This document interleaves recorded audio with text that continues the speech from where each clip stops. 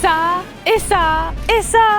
Et encore ça, et puis ça. C'est tout ce qu'on va tester aujourd'hui dans cette vidéo, que ce soit du sucré et du salé. Donc on a dedans un petit burger, des sushis, une baguette remplie de frites et de steaks. Et en dessert, on va finir avec un flan et une pâtisserie d'un pâtissier français connu. Et pour toutes les enseignes, on va les noter sur 10 avec deux critères qui seront sur 5. C'est est-ce que le produit est atypique, est-ce qu'il donne envie vraiment de vouloir le déguster, s'il est joli. Et évidemment, le second point, c'est le goût. Est-ce qu'on a vraiment toutes les saveurs qui ressortent? Est-ce qu'on sent bien tous les ingrédients? Est-ce que ça sort aussi du commun? Bref, est-ce qu'on part pas tout de suite à la première enseigne qui est Disco Burger, qui est un concept assez atypique. Ok, ce sont des burgers, mais des burgers en forme d'ovni. C'est des burgers qui coûtent entre 11 et 13 euros, je crois, avec des sides à côté et des formules. Donc ce que je trouve assez correct en soi, ça fait un menu à 17-18 euros. C'est classique dans le prix et en même temps ça change de format. Le restaurant est assez petit, mais on peut voir vraiment tout ce qui se passe en direct puisqu'on a vraiment la cuisine juste à côté du comptoir. Et là on peut voir que vraiment ils préparent un burger de manière très artisanale. Les pains sont vraiment juste à côté et justement ces pains sont vraiment assez énormes pour que ceux-ci puissent passer dans une machine à presse qui est aussi estampillée avec le logo de Disco Burger. Et donc à la fin, au bout de 5 minutes, eh bien celui-ci est bien scellé pour avoir vraiment cette coque et cette soucoupe qui franchement donne très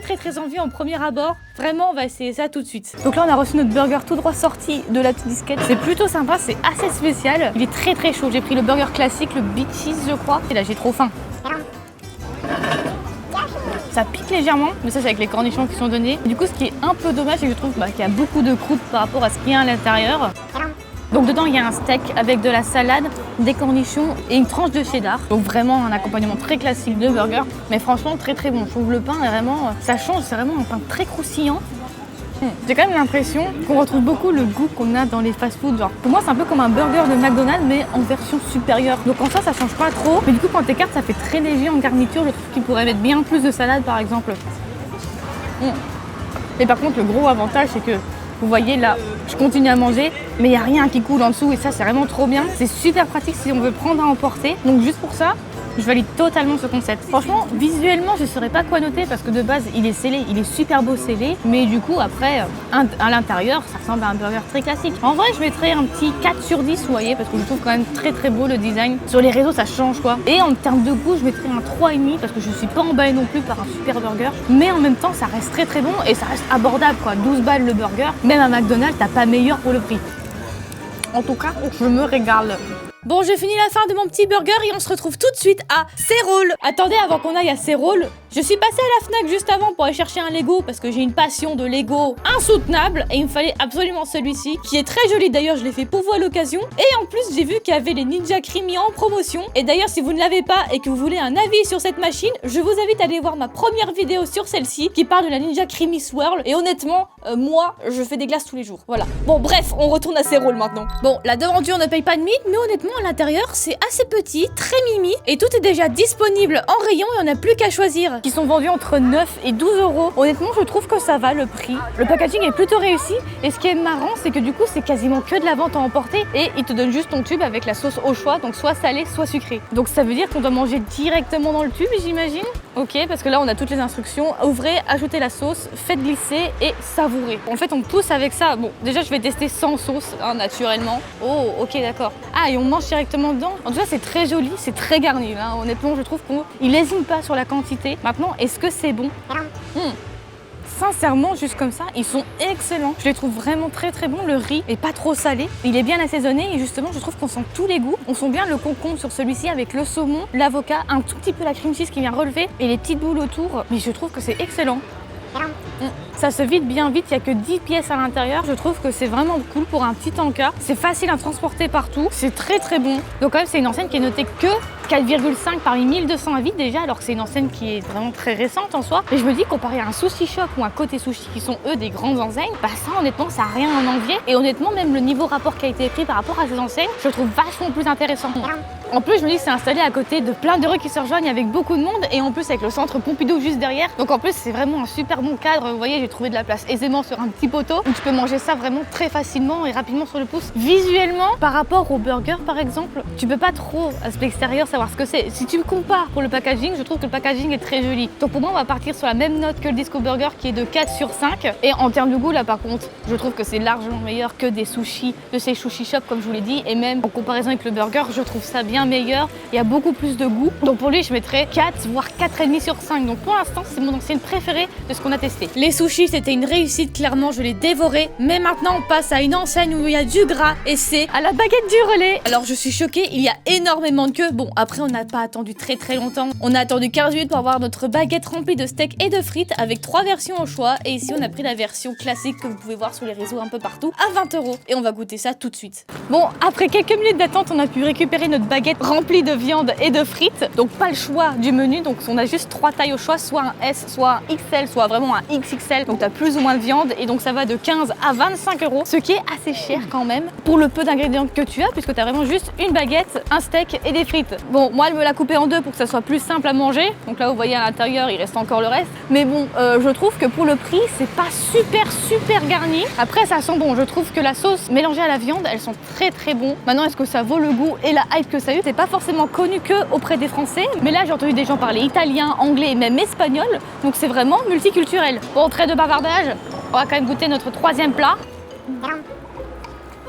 Wow, alors par contre, c'est excellent. Non, vraiment, je n'abuse pas, la viande, elle est super goûtue. La sauce, elle est incroyable, je trouve que ça remonte le tout. Et les frites, elles sont juste salées comme il faut et elles sont croustillantes à souhait. Ok, le prix est élevé, mais alors la hype, elle vaut tellement le coup. On pouvait choisir la cuisson, mais là, pour un steak comme ça, obligatoirement, il faut prendre du saignant ou aller à point si vous voulez. Mais vraiment, faut foncer, essayer. Je crois que c'est un beurre persillé. Il est excellent, le tout super bien mélangé. Très bonne enseigne. Allez tester au moins une fois. Bon, visuellement, c'est pas très appétissant pour moi. Donc sur 5, je mettrais un 2,5, 3 comparé au sushi où vous voyez là, c'est vraiment très satisfaisant à pousser et c'est quand même très beau visuellement. Là, bon, c'est quand même un sandwich plutôt classique. Et par contre, gustativement, il y a vraiment une effluve de saveur en bouche. Donc je pense que je mettrais un 4, voire un 4,5 sur 5. Donc c'est vraiment une très bonne note pour ce sandwich. Et sur ce, je vais finir ce sandwich et on va passer à du dessert parce que là, mon ventre, il va être bien rempli. Clairement, on a peut-être mon top 1 ici, mais écoutez, on va passer au dessert avec la prochaine enseigne qui est Neulo. Je ne sais pas comment ça se prononce, mais forcément, vous avez vu passer cette pâtisserie qui vend des flans. Vraiment, je crois que c'est une des enseignes de flan que j'ai le plus vu passer, avec une boutique très sympathique, tout en longueur. Et ici, on va choisir notre flan vanille classique, parce que c'est ce qu'il faut goûter en priorité. Allez, venez, on s'installe derrière. Bon, visuellement, il est très joli, hein. Honnêtement, là, il n'y a pas photo. On voit les petits grains de vanille à l'intérieur, avec une couche caramélisée au-dessus, donc il est quand même assez bien cuit. La part coûte 6,50 € pour un flan. Bon, c'est Paris, mais c'est assez cher. On va voir si ça vaut aussi son goût. Donc là, on est avec un flan avec une pâte feuilletée, parce qu'il existe des flans avec une pâte sablée. Je préfère le craquant d'une pâte sablée que pâte feuilletée, mais ça peut très bien le faire. Moi, honnêtement, je veux voir s'il est quand même assez crémeux. Ouais, ok, il fait quand même très joli la pâte là. Maintenant, est-ce que ça a vraiment le goût de vanille? Waouh, ah oui, ok, effectivement. Attendez, je vais juste vous goûter une vraie pâte. Ah ouais, non vraiment il est excellent. Il est vraiment très bon. Il est très crémeux par contre, donc c'est pas du tout un flan qu'on fait que avec du lait. Donc là il y a vraiment lait et crème et on le sent énormément qui ressort. La pâte feuilletée, je trouve qu'elle est aussi assez bonne. Pas mon délire la pâte feuilletée, ça comme je vous l'ai dit, mais ça passe très bien. Elle est pas très feuilletée honnêtement. Je trouve qu'elle est un peu molle, mais ça je pense que c'est le fait qu'elle soit restée un peu longtemps. Et oui, je suis juste un peu déçue qu'on a eu que cette part de flan parce que peut-être qu'il fait un peu trop chaud, mais il n'y avait pas grand choix aux vitrines. Il y avait genre que 4 ou 5 flans. Et j'avais déjà vu sur les réseaux et peut-être vous, un flan à pistache qui a été souvent montré. Et là malheureusement il n'y en avait pas. Ou alors un qui était à la framboise, mais honnêtement ça ne donnait pas forcément plus envie que ça. Plus ça coûtait 9 balles la part, donc là j'avoue qu'on était assez cher. Mais honnêtement ça se mange très bien. La boutique est très jolie, mais au moins le cadre est agréable. Bon, même si je trouve que là où on est installé, t'as l'impression que t'es un peu dans une allée, donc je suis pas forcément certaine que ça soit le meilleur endroit pour déguster un dessert. Donc c'est plutôt pas mal si vous l'emportez. Mais du coup je dirais niveau goût là clairement on est quand même super bon.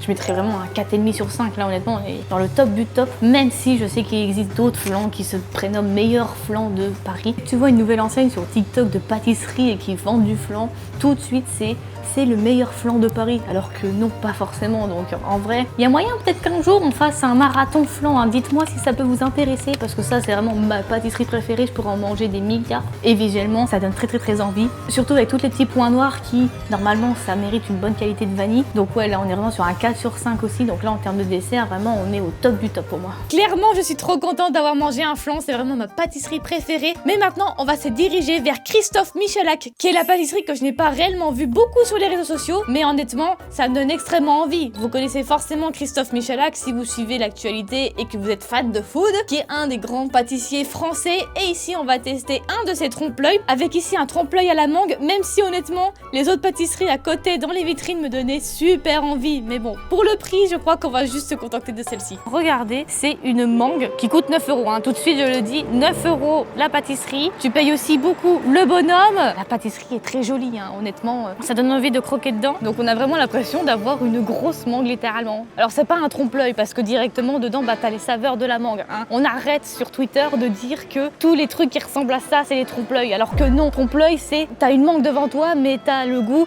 d'épinard par exemple. C'est ça un trompe-l'œil. C'est pas pour dire bah c'est un fruit qui ressemble à un fruit alors que non. Léger biscuit génoise en dessous avec vraiment une mousse mangue et un insert mangue j'imagine. Mangue et coco il me semble. Oh ça rafraîchit tellement. Et c'est pas trop sucré. Oh, ça c'est génial.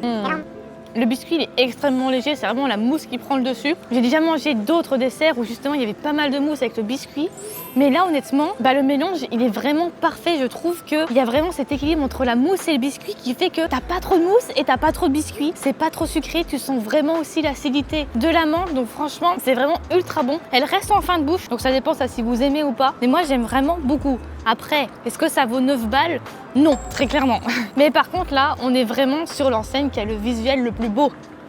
Au niveau rapport qualité-prix, je crois que c'est le plus cher qu'on ait testé. Donc évidemment que c'est celui que je mettrai en premier en termes de visuel. C'est vraiment limite à 5 sur 5. Et en termes de goût, par rapport au flan qu'on a testé, c'est totalement différent évidemment. Mais je le placerai aussi au-dessus du flan. On a vraiment beaucoup plus de saveur qui ressort par rapport au flan. Et comme je vous le dis, je trouve que la pâte feuilletée du flan qu'on avait juste avant dénaturait un peu le tout. Et là vraiment on a un équilibre parfait. Donc pour moi vraiment c'est la pâtisserie parfaite à au moins essayer une fois parce que 9 €, waouh, c'est un peu cher. Bon, on se retrouve en fin de journée là après avoir tout mangé. Franchement, on a vraiment goûté plein de choses. Donc on va élire pour moi le meilleur après réflexion. Donc les notes pour moi elles ont peut-être pas forcément de valeur. C'est vraiment sur l'instant T. Mais après réflexion, je pense que mon préféré en termes de salé, je dirais le sushi parce que de base j'aime énormément les sushis et je trouve qu'ils avaient vraiment un goût vraiment très correct pour des sushis, pas vraiment d'enseigne, mais surtout des sushis qui se veulent instagrammables, tiktokables, puisqu'on en a vraiment entendu beaucoup parler. Et en deuxième, je mettrai le sandwich évidemment parce que ce beurre persillé était vraiment incroyable. Et pour moi, vraiment celui que j'ai le moins aimé, même par rapport au sucré, c'est ce disco burger parce qu'honnêtement, ça reste un burger classique qui n'avait pas de goût sensationnel. C'est juste que la forme changeait de d'habitude quoi. Et en termes de sucré, je trouve que le flan était quand même très très bon, même si je préfère une pâte sablée. Et enfin, le dessert de chez Michalak était quand même vraiment exceptionnel, même si le prix n'en valait pas la peine. Si vous avez aimé cette vidéo, n'hésitez pas à me dire s'il y a d'autres enseignes que je dois essayer justement parce que là, j'ai pris justement des enseignes que j'ai beaucoup vues moi sur les réseaux et aussi des petites recherches perso que j'ai voulu essayer avec notamment Michalak. Mais c'est vrai que tout le reste, on les a beaucoup vus sur les réseaux sociaux, notamment ces sushis et ces burgers à l'époque. Mais du coup, est-ce que vous avez des enseignes à me faire découvrir en plus si on doit continuer cette série? N'hésitez pas à me faire savoir, comme ça on pourra faire vraiment des séries en tout genre sur Paris s'il y a d'autres choses à tester. Bon ok, on a mangé des trucs qui étaient un peu chers et pas forcément abordables pour tous, mais je vous invite à aller voir une autre vidéo que j'ai fait sur les fast-food où là on va tester des menus qui sont à 5 €. Et justement, est-ce qu'ils valent le coup déjà nutritionnellement? Est-ce que vous allez être calé? Et est-ce qu'en termes de prix, ça vaut le coup littéralement? Eh bien je vous laisse aller voir ça avec la vidéo qui apparaît juste à côté de moi. Et sur ce, on se dit à plus les tic-tacos.